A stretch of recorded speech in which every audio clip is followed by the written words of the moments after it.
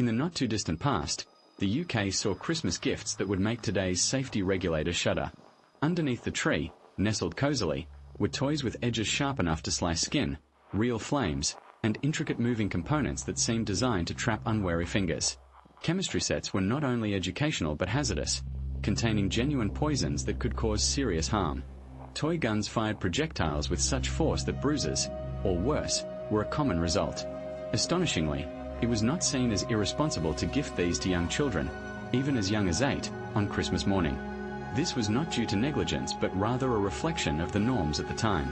These gifts were not mere toys, they were potential threats. Among these perilous playthings were the infamous toys of 1970s Britain, items that today's standards would never allow to rear their heads in a child's playroom. One such item that made a notable impact was Clackers. These clacking spheres burst onto the British scene in the early 1970s, becoming an overnight sensation that captivated nearly every child. Constructed from heavy, solid materials like acrylic or glass and connected by a string, the object of Clackers was simple yet perilous. Swing the balls up and down so they clack together, both above and below your hand. The more speed you gathered, the louder the noise, and the cooler you appeared. However, these seemingly innocent spheres weren't engineered to withstand the extreme forces generated by enthusiastic children. When pushed too hard, they didn't merely crack, they exploded with dramatic force. Fragments were sent flying, posing a threat to hands, faces, and even eyes, turning hospital emergency rooms across Britain into revolving doors for young clacker enthusiasts nursing cuts and embedded plastic shards. Despite these alarming trends, parents continued purchasing them, while schools attempted bans, only to be thwarted by determined children who smuggled them in for play during break times until teachers inevitably confiscated them. By the mid-1970s, with injuries piling up, the government was compelled to take action, classifying clackers as a mechanical hazard in 1976. Manufacturers tried to mitigate the problem by producing softer plastic models, but the damage was done, and the original versions vanished from store shelves. Those who played with them before the prohibition likely remember not only the thrill but also the physical scars left behind. The perils weren't limited to physical toys. They lurked within educational kits as well. The Merit chemistry set wasn't a diluted version of scientific exploration suitable only for pretend play. Instead, it was an authentic kit containing substances like copper sulfate, cobalt chloride, and potassium permanganate, chemicals capable of causing burns, poisoning, or releasing toxic fumes with a misplaced mixture.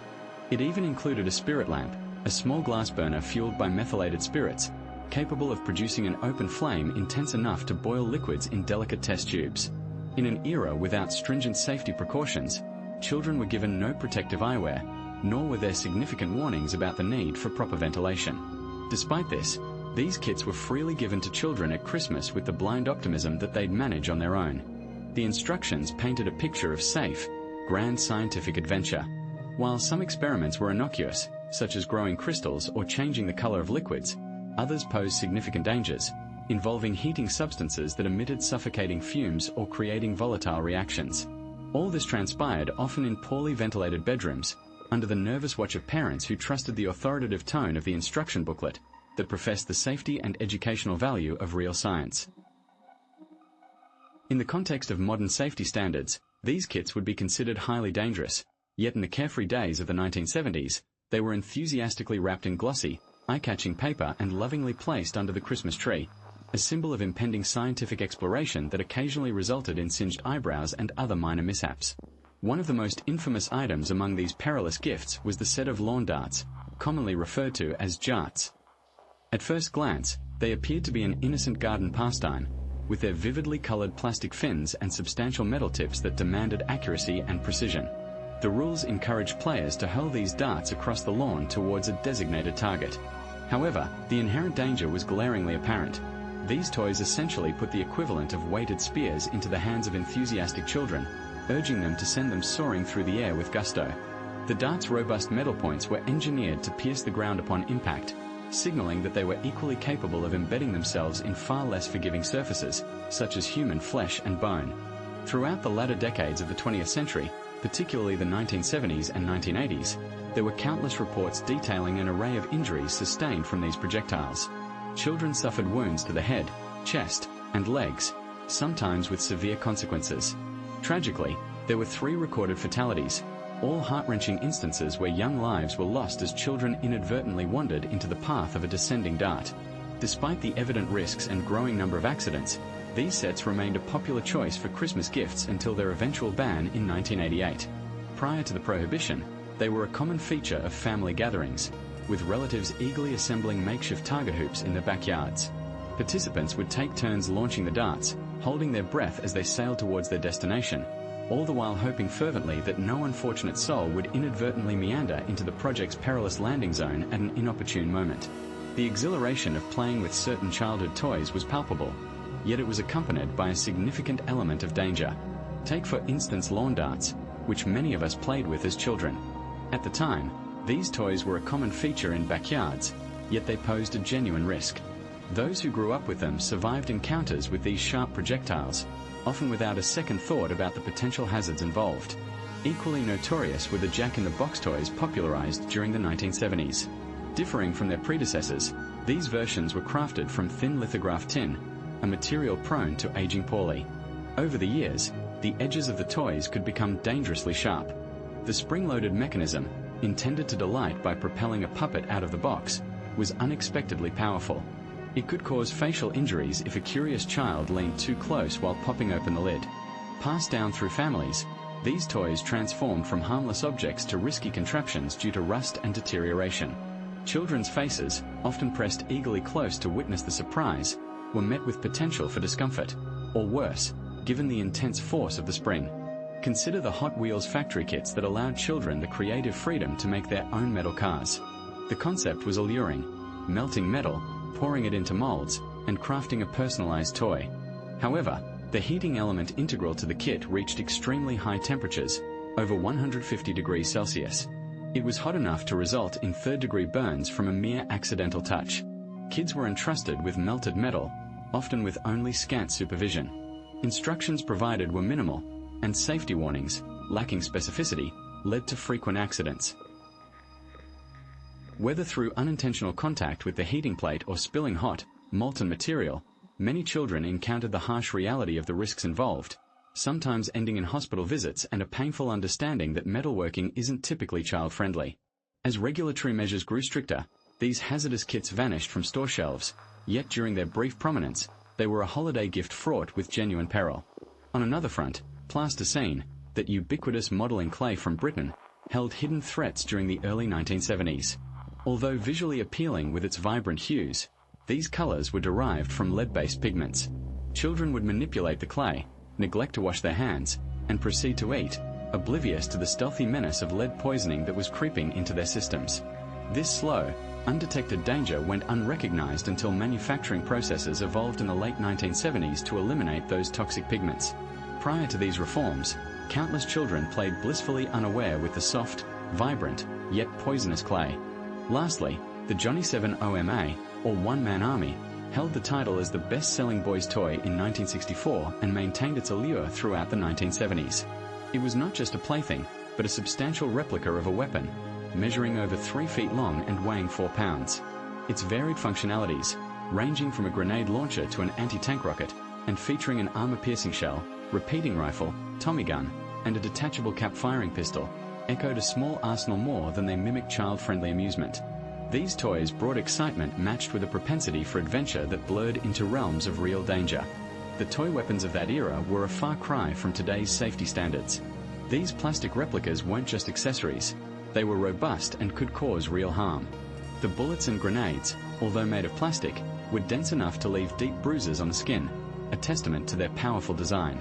The spring-loaded mechanisms within these toys propelled projectiles with impressive force, adding to the authenticity but also the risk. Perhaps most concerning was the detachable bayonet. Despite its plastic composition, it was unexpectedly sturdy and posed a genuine threat of eye injuries to young warriors engrossed in neighborhood battles. Nonetheless, parents purchased these toys without hesitation, and boys cherished them as badges of honor. Returning home with black eyes, bloody noses, or chipped teeth was often the price of a thrilling afternoon battle, yet these minor injuries were worn with a sense of pride. In today's world, such a toy would never see the light of day, banned before it could reach the hands of eager children. However, back then, it was the quintessential Christmas gift for every young boy, embodying the spirit of adventure and bravery that dominated their imaginations. Equally captivating yet perilous were the mammoth steam engines, intricate and mesmerizing with their brass boilers and gleaming flywheels. The enchanting hiss they emitted was the sound of authentic steam power, a marvel wrapped in danger. To operate these miniature engines, children used burners filled with methylated spirits, which produced open flames, a hazard in its own right. The boilers heated water to the boiling point, generating steam under significant pressure.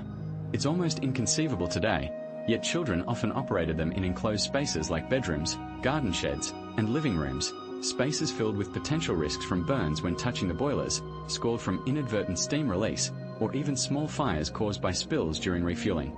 A particularly serious incident in 1976 highlighted these risks when a fuel lamp exploded, leading to a pivotal transition. By the following year, manufacturers switched to safer, solid fuel tablets, marking the end of an era where children learned the formidable respect for fire through first-hand experience. It was a time when the lessons came from direct interaction with danger, shaping a cautious yet adventurous generation. You poured the fuel into the small tank with utmost precision, absently turning the knob to light the wick. Slowly, the engine started to hum and whir, sparking to life. Yet, one small mistake meant immediate consequences. Scalded fingers or singed eyebrows served as reminders, accompanied by stern admonitions from your parents to exercise more caution next time. These engines were unforgiving mentors, imparting lessons in mechanics through a rigorous and sometimes painful curriculum of trial and error. Corgi cars and dinky toys, with their intricate craftsmanship, became prized possessions. These miniature metal vehicles featured tiny removable parts, headlights that could be popped out on a whim, and tires secured with glue that deteriorated over time. Before 1973, the paint was laced with lead, a detail that few considered perilous.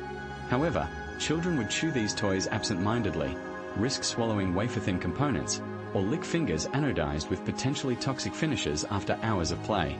They represented a dual threat, a choking hazard and a risk of lead exposure, all bundled neatly within a seemingly innocuous Christmas gift. Nowadays, these toys would be flunked by any rigorous safety inspection. But back then, any mishap, like a dislodged wheel, was just a minor hurdle easily surmounted with another dab of glue, before the fun resumed. The elusive Gilbert Atomic Energy Lab, although rarer in 1970s Britain, was still accessible through second-hand jumble sales or inherited from siblings. It boasted genuine samples of radioactive materials like uranium. While the uranium's radiation levels were low, the prospect of children casually handling radioactive elements without proper safeguards sounds incredible by today's standards. While the kit aimed to provide an introduction to nuclear physics, it simultaneously allowed children to be exposed to radiation without adequate protective barriers or health warnings. By the time the 70s were in full swing, most of these kits had been discarded. Still, a curious few lingered on, gathering dust in dark attics and forgotten garden sheds. Super-elastic bubble plastic came packaged in a small tube, inviting curiosity. You would urge the vibrant colored goo onto a straw before blowing massive, ephemeral bubbles that would hang in the air momentarily before disintegrating into a sticky residue coating your fingers. The signature fragrance that emanated was a cocktail of chemicals, sweet, synthetic, slightly noxious, revealing its dubious safety pedigree. Without knowing it, children inhaled these toxic fumes, which could lead to dizziness, headaches, and breathing difficulties. It was a connection between symptoms and the toy that went unmade for years, relegating these unsettling health warnings to a footnote of history until the product was finally withdrawn in the late 70s. Yet before this, it remained a popular stocking stuffer, gifting not just fun but a secret dose of chemical hazards as well. The pogo stick of the 1970s was a simple contraption, a singular metal shaft, a formidable external spring, and no protective guards for fingers in harm's way. The danger was raw and apparent. A slip could mean the spring coming down with merciless force, pinching skin, bruising knuckles, or worse, tearing skin from flesh. Still, such risks were not deterrents for eager children. Rather, they were rites of passage. Experience taught you to navigate these dangers, or endure the painful consequences despite the lessons being learned. Modern pogo sticks are equipped with enclosed springs and secure grips, features glaringly absent from their 1970s predecessors. Those versions offered mere rudimentary design alongside an implicit challenge to master it without injury. Indeed, Christmas in 1970s Britain was imbued with an element of risk, a factor that, perhaps more than the gifts, etched the memories of those times into the collective consciousness, making them all the more indelible. The Clackers, those perilous toys that shattered into pieces, demanded precision that often led to disaster.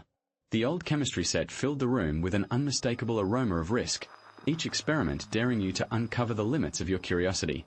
Then there was the pogo stick, a seemingly innocent gadget with the unfortunate ability to trap fingers when least expected.